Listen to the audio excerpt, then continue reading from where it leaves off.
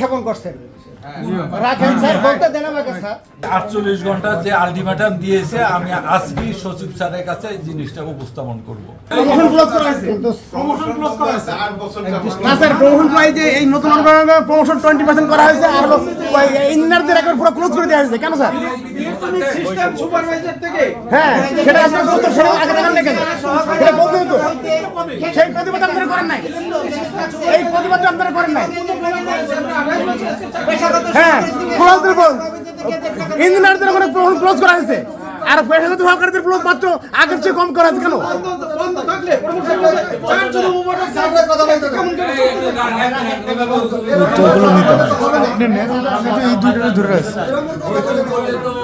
পাঠাইছেন sir, sir আপনি যেই মতো পাঠাইছেন কিন্তু সেই মতো আসলো না কেন? আপনারা মানছেন কেন? পূর্বের অর্গানাইজেশনের চেয়ে এখন প্রমোশন নিয়োগ সবকিছু কম করা হয়েছে। কেন? আমাদের পরিচালক অর্গানাইজেশন নতুন হয় সংশোধনের জন্য, উন্নতির জন্য, অবনতি হয়েছে। আমাদের পরিচালক মহোদয়,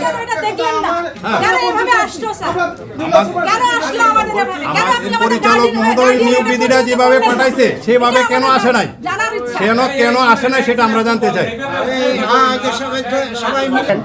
স্যার, আমাদের অফিসের মানে কর্তৃপক্ষের একটা কি স্বভাবগত অভ্যাস হয়ে গেছে কি যে রাখেন, ওনারা বলতে চান মানে একজনের দোষ আর একজনের দিকে চাকাই দেন।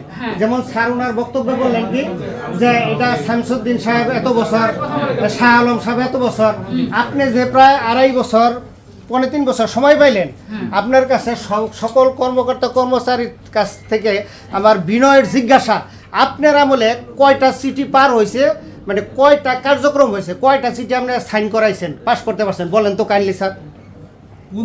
আপনি ক্ষমতা নেওয়ার পরে, পরিচালক হওয়ার পরে আমার রাখেন স্যার, আমি বলি স্যার, স্যার আমি বলতে দেন, আপনি পরিচালক হওয়ার আগে ক্যাবিনেট পাস হয়েছিল, আপনি আসার পরে কি হয়েছে, এই ক্যাবিনেটের পাস করা জিনিস নিয়ে সাবেক সচিব স্যারের সাথে 4টা-3টা মিটিং করছেন, কালক্ষেপণ করছেন।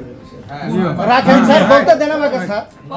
আমি যে মিথ্যা হই আমি বলেন স্যার, কথা বলেন। হ্যাঁ হ্যাঁ, পয়েন্টে আসেন। মানে এখানে ডাইভার্ট হয়নি, ডাইভার্ট, তাহলে আপনার অর্জন তো কি স্যার শূন্য? আপনি কেন করতে পারলেন না? আপনি দায়িত্ব নেওয়ার পরে, দায়িত্ব নেওয়ার পরে আপনি স্যার সচিব স্যারের সাথে মিটিং করছেন, আপনারা বলে শুধু স্যার এই অর্থ 5বার চিঠি গেছে স্যার, অর্থ 5বার চিঠি গেছে, একটা জিও হয়েছে, একটা অর্থ হয়েছে। না না, কর্মবিরতি আপনাদেরকে এখন অবরুদ্ধ করেন যে পরিস্থিতি, এই পরিস্থিতিতে কাজ করার কোনো সারা বাংলাদেশে এই পরিস্থিতি হ্যাঁ, না পারলে চলে যান, কর্মচারীদের জন্য সম্বোধন করতে না পারে তাহলে আপনারা চলে যান। কর্মচারীদের দাবিগুলো দীর্ঘদিন ধরে অপূর্ণ থাকতেছে, সেই প্রশ্ন নাই, ক্লোজ করে দেওয়া হয়েছে। উন্নতির জন্য সেখানে অবনতি হয়েছে, সে অবনতি কেন হবে? সে অবনতি আমরা করা চাই না। হ্যাঁ, প্রয়োজনে এই 48 ঘন্টা যে আলটিমেটাম দিয়েছে, আমি আজকে সচিব স্যারের কাছে এই জিনিসটা উপস্থাপন করব।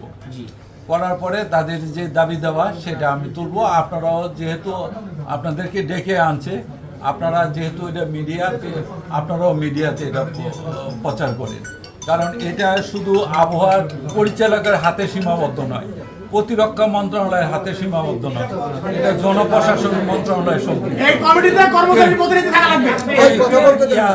ক্যাবিনেট সম্পৃক্ত, পাবলিক সার্ভিস কমিশন সম্পৃক্ত, এটার সাথে আইন মন্ত্রণালয় সম্পৃক্ত। এখানে 4টা মানে মন্ত্রণালয় এবং আপনার সংস্থা জড়িত। সুতরাং এই 48 ঘন্টায় এটা হয়ে যাবে, এটা আমার মনে হয় আমি মন্ত্রণালয়ের কাছে তুলে ধরবো। মন্ত্রণালয় এটা ফরওয়ার্ড করে যদি করতে পারে, আমি মন্ত্রণালয়কে সার্বিকভাবে সেইভাবে কাজের সহযোগিতা করব। মন্ত্রণালয় উঠাবে। এর সাথে আমাদের কর্মচারীদেরকে সমন্বয় নিতে হবে। আমাদের কর্মচারীদের সমন্বয় আছে। এই কর্মচারীরা এর মধ্যে 2-3 জন কর্মচারী থাকবে।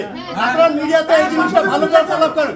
আমাদের সর্বক্ষেত্রে কর্মচারীকে নিগৃহীত করা হয়েছে। আপনি ছাড়া আরো কর্মকর্তা থাকবে, কর্মচারী থাকবে স্যার। একটা ষড়যন্ত্র মহল আমাদেরকে দিনের দিন ষড়যন্ত্র আছে।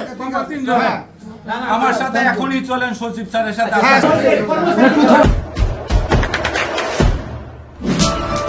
দেশে দেশে সবার সাথে দ্য নিউজ।